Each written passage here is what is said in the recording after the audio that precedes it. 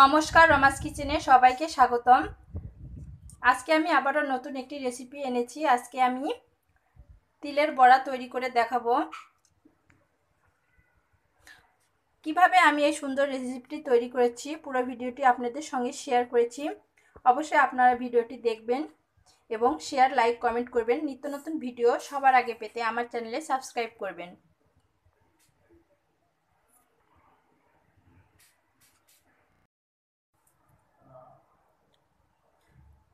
তিলের বড়া তৈরি করার জন্য প্রথমে আমি একটি খালি বোল নিয়েছি।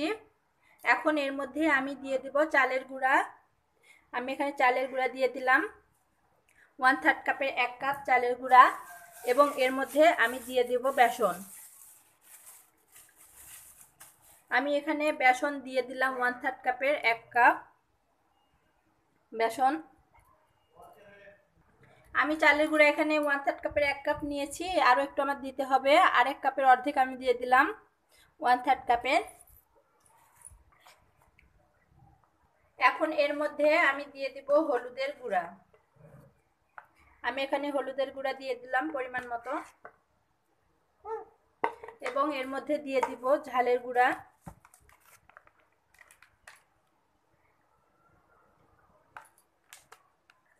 এক চামচ ঝালের গুঁড়া দিয়ে দিলাম, এবং দিয়ে দিব এখানে লবণ। লবণ অবশ্যই আপনারা স্বাদ অনুযায়ী দেবেন, অনেকে কম বেশি লবণ খায়। এখানে আমি লবণ দিলাম, প্রয়োজনে আপনারা চেক করে আবার দিয়ে দিবেন। এখন এর মধ্যে আমি দেব খাবার সোডা। এখানে আমি খাবার সোডা দিয়ে দিলাম, এবং দিয়ে দিব গোটা কালো জিরে, এবং এর মধ্যে দিয়ে দেব আদা জিরে বাটা, এবং দিয়ে দিব গোটা তিল। আমি এখানে খোসা ছাড়িয়ে রেখেছি। গোটা তিল এখানে আমি খোসা ছাড়িয়ে ধুয়ে পরিষ্কার করে রোদে শুকিয়ে নিয়েছি। আপনার যে কোনো মুদির দোকানে কিনতে পাবেন, গিয়ে কিনে নেবেন, বললেই দিয়ে দিবে।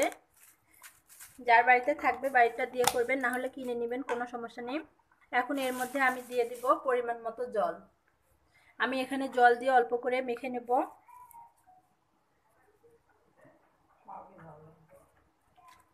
সুন্দর করে এভাবে আমি জল দিয়ে,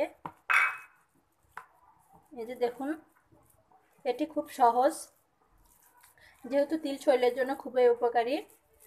তো আপনারা অবশ্যই বিকেলের নাস্তা হিসেবে তৈরি করতে পারেন, খেতে অসম্ভব সুন্দর মজাদার লাগে। আপনারা বাসায় দেখবেন তৈরি করে কত সুন্দর লাগে, এবং নতুন একটি রেসিপি হয়ে যাবে, সকলকে খেতেও দিতে পারবেন। যে দেখুন, আমি এভাবে সুন্দর করে ফেটিয়ে এভাবে মেখে নেব।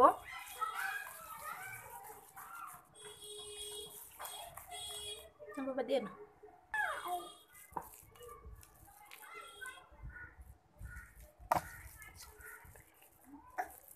জল। যে দেখুন, মেখে নিয়েছি, আমার মেখে নেওয়া হয়েছে। এরকম সুন্দর করে ফেটে এক সাইডে একটু রেস্টে রেখে দেব।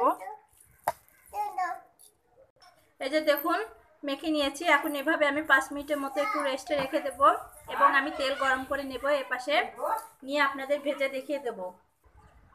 তেল গরম দিয়েছি, তেল গরম হয়ে গেছে। এখন একে একে এর মধ্যে থেকে আমি আর সামান্য একটু ফেটিয়ে নিয়ে দিয়ে দেব। অবশ্যই আপনারা যতবার ভাজবেন তার আগে একটু হাত দিয়ে এরকম করে নেবেন, এতে করে সবগুলো উপকরণ আবার সুন্দরভাবে মিশায়, এবং বড়াগুলো সুন্দরভাবে ফোলে এবং মুচমুচে হয়।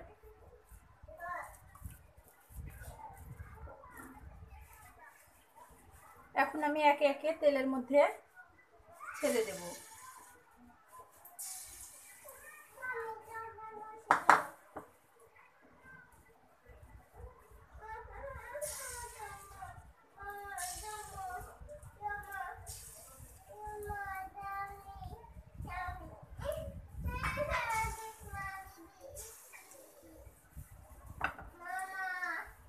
আমি ছোট ছোট করে ভেজে নিচ্ছি। যে দেখুন, তেলের মধ্যে দেওয়ার পর ফুলে আরো ডবল হয়ে যাবে। আপনারা চাইলে আরো বড় করে ভাজতে পারেন। এই বড়াগুলো সাধারণত ছোট ছোটই ভালো লাগে খেতে।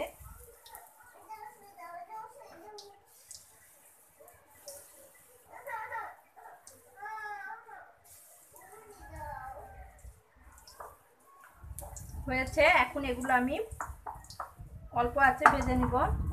প্রথমে একটু বেশি আঁচ দিয়ে কড়াই করে নেবেন, তারপরে কম আঁচে ভাজতে হবে।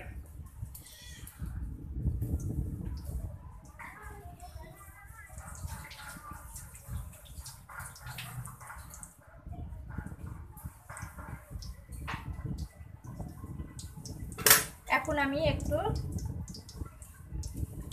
এরকম করে সামান্য একটু যেগুলো আগে দিয়েছি সেই পাশ থেকে একটু উল্টিয়ে দেব। এই বড়াটি কিন্তু খুব সহজেই তৈরি করা যায় এবং খেতে অনেক সুন্দর তিলের বড়া। আপনারা অবশ্যই খেয়ে দেখবেন।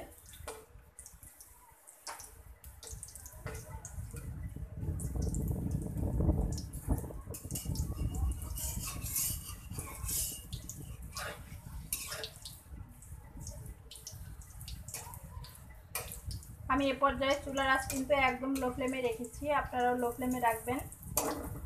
সবগুলো বড়া আমি উল্টিয়ে দিয়েছি, এখন এই পাশটা একটু হোক।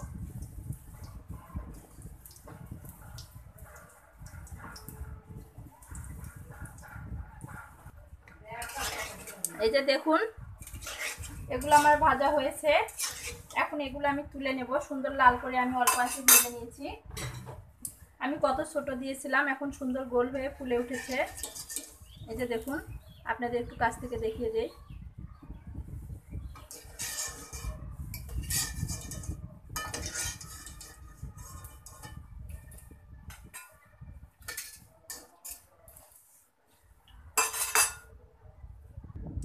এখন আমি পরের যেটুকু আছে সেগুলো আবার তেলের মধ্যে দিয়ে দেব। আমি এক ব্যাচ ভেজে তুলে নিয়েছি, এখন অন্যগুলো ভেজে নেব।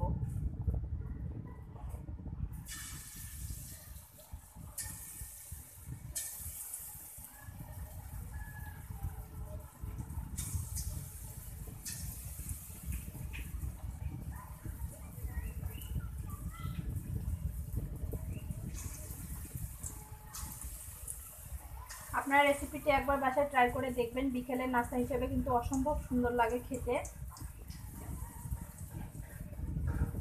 এবং যে কোনো ভাজি সব কিছু দিয়ে ভাতের সাথেও খাওয়া যায়। সামনে আমাদের পূজা, আপনারা অবশ্যই এটি একটু ট্রাই করে দেখবেন।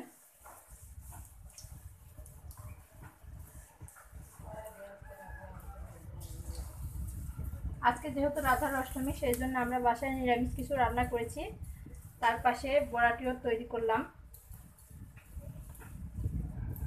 এবং আপনাদের সঙ্গে শেয়ার করলাম।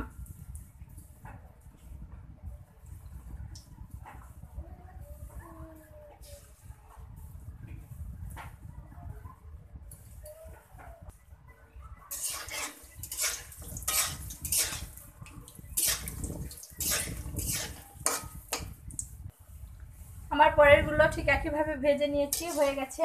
আমি চুলাটা বন্ধ করে দিয়েছি। এই যে দেখুন, অবশ্যই আপনারা বড়া যে কোনো জিনিস চপ তোলার আগে একটু জোরে আঁচ দিয়ে তুলে নেবেন, এতে করে এর মধ্যে আলাদা কোনো তেল থাকে না।